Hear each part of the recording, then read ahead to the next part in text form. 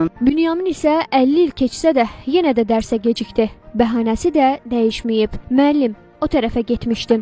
50 ildən sonra yenidən bir araya gəldilər. 1976-cı ilin bu günü onlar üçün orta məktəb dərslərinin son zəngi, müstəqil həyat dərslərinin isə başlanğıc zəngi çalınmışdı. Keşməkeşli keçən həyat hərəni bir tərəfə qərarlaşdırsa da, bugün yubiley tədbiri bu həsrətə son qoydu.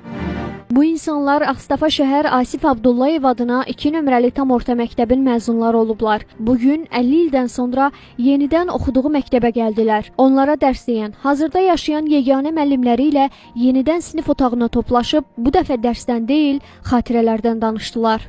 Birinci sinifə qədəm qoyduğumuz və 10-cu sinifi bitirdiyimiz məktəbə gəlmək, sinifdə oturmaq. Bunun hamısının bir böyük hissi, xoş hissi var. Çox sevindirici haldır ki, biz 50 ildən sonra bir araya